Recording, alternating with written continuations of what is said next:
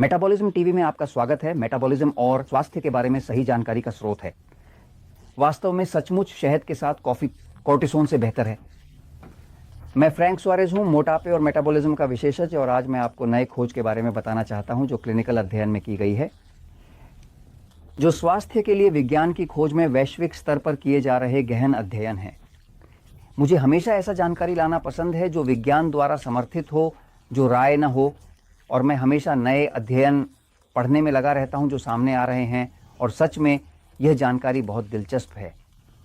कई बार जब किसी व्यक्ति को जुकाम या वायरल संक्रमण होता है तो अक्सर देखा गया है कि जुकाम खत्म होने के बाद, यानी वायरल संक्रमण खत्म होने के बाद, खांसी लगभग लगातार 3 से 6 सप्ताह तक बनी रहती है। मुझे यकीन है कि आप में से हर एक या तो किसी को जानते हैं या कभी ना कभी आपके साथ ऐसा हुआ है, क्योंकि कई बार हम एक हाँ और ये संक्रमण के दौर के बाद भी जारी रहता है। मान लीजिए कि बलगम चला गया, गले की सूजन भी चली गई है, फिर भी खांसी बनी रहती है, जैसे कि ये देखा गया है। इसे कहते हैं खांसी उत्तर उष्णकटिबंधीय। डॉक्टर हमेशा चीजों को एक नाम देते हैं। खांसी के बाद संक्रमण, तो वह सिंड्रोम पोस्ट है ना। खांसी के बाद संक्रमण जैसे है ना, यह एक लक्षण है जिसे चिकित्सा आमतौर पर कोर्टिसोन के साथ इलाज करती है। मैं एक पल के लिए बोर्ड पे जाऊंगा, लेकिन उससे पहले मैं आपको यह बताना चाहता हूं कि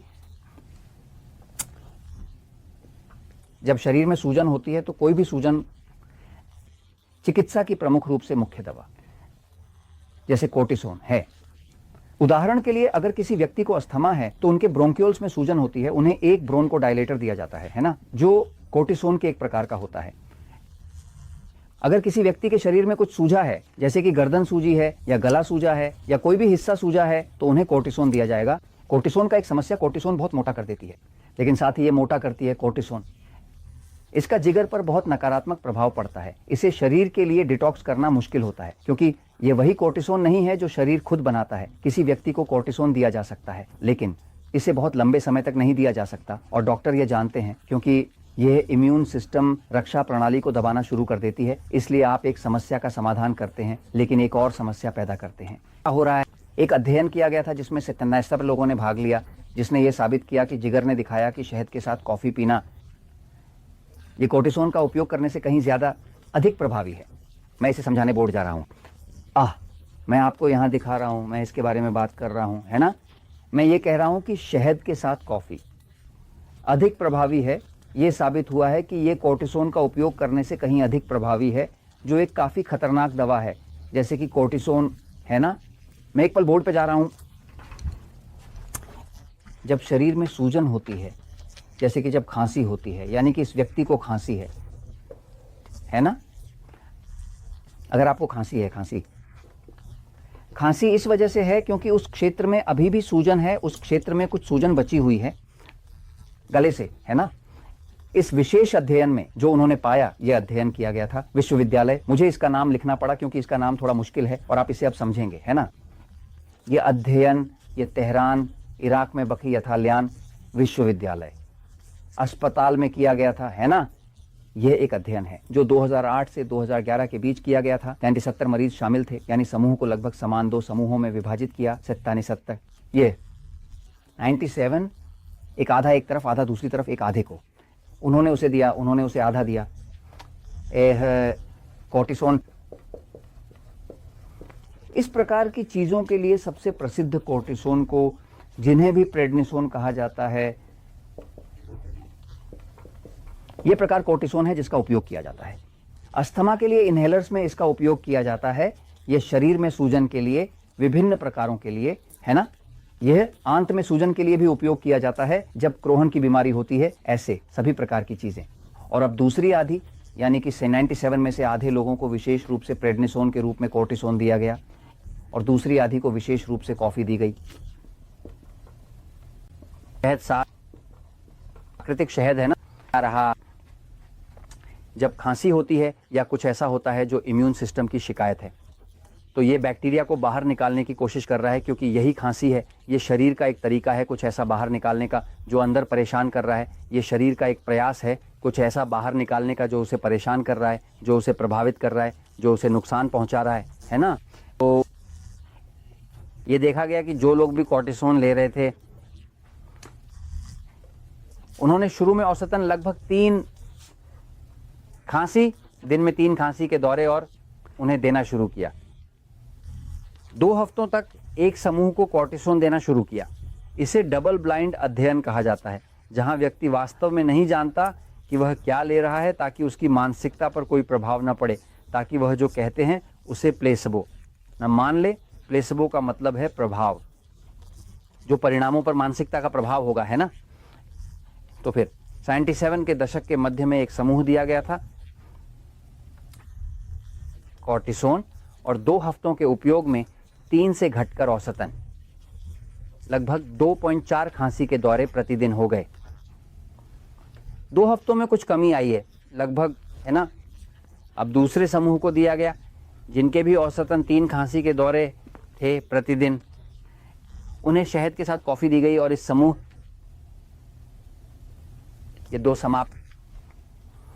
इसका मतलब है कि मूल रूप से यहाँ और हाँ 99% ने अपनी खांसी को ठीक कर लिया, और यहाँ तो यहाँ नीचे जरा 20% ने इसे कम करने में सफल रहे। तो 99% ने अपनी खांसी को प्राकृतिक रूप से शहद के साथ कॉफी से ठीक कर लिया।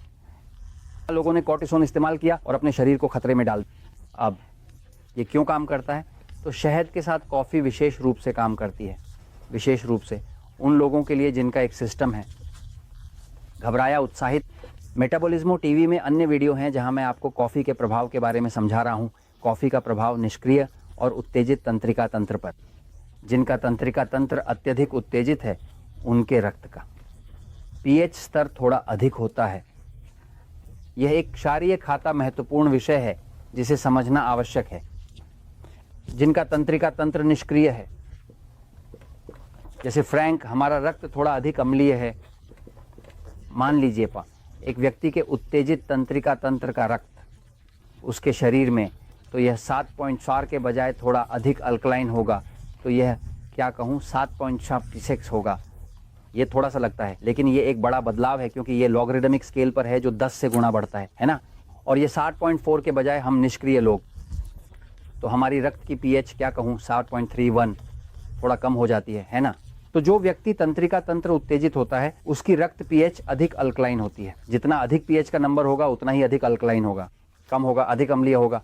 अब जिनका तंत्रिका तंत्र उत्तेजित है तो उनकी रक्त की पीएच अधिक अल्कलाइन होती है। जब रक्त अधिक अल्कलाइन होता है, शरीर है ना, इसके पास अधिक अम्लीय ऊतकों होते हैं, इसलिए उपचार थोड़ा अधिक कठिन होता है। क्योंकि अगर रक्त अल्कलाइन है तो ऊतक अम्लीय होते हैं, और अगर रक्त अम्लीय है तो ऊतक अल्कलाइन होते हैं, क्योंकि शरीर संतुलन बनाता है। क्या हो रहा है अब ये पता चल गया है, और आप इसे दूसरे वीडियो में देख सकते हैं कि कॉफ़ी का एक प्रभाव होता है अम्लीय बनाने वाला, और चूंकि इसका एक अम्लीय प्रभाव होता है, ये इस रक्त को संतुलित करना शुरू कर देता है और इसे 7.40 के थोड़ा करीब लाता है, जो संतुलन का सही स्तर है। यह न तो बहुत अम्लीय है न ही बहुत अल्कलाइन। रक्त हमेशा थोड़ा अल्कलाइन होना चाहिए, क्योंकि अगर नहीं तो यह श्वसन से ऑक्सीजन नहीं ले सकता। लेकिन फिर भी बात यह है कि अगर आपके पास कोई संक्रमण है, अगर आपको कोई सूजन है, अरे कॉफ़ी और शहद आपकी मदद करेंगे।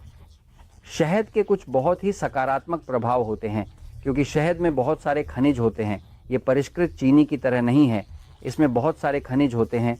इसमें कुछ ऐसे घटक होते हैं जो वास्तव में एंटीवायरल और एंटीबैक्टीरियल होते हैं। उदाहरण के लिए मधुमेह की किताब में उन लोगों के लिए जो मधुमेह से ग्रस्त हैं या जो मधुमेह का ध्यान रखते हैं, कई नैदानिक अध्ययन प्रकाशित किए जाएंगे जो यह दिखाते हैं कि शहद मधुमेह के रोगियों के लिए बहुत फ़ायदेमंद है।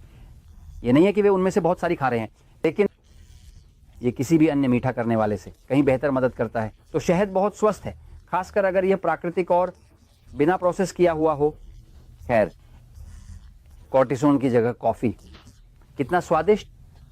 ठीक है, तो मैं ये आपको बताता हूँ क्योंकि सच हमेशा जीतता है।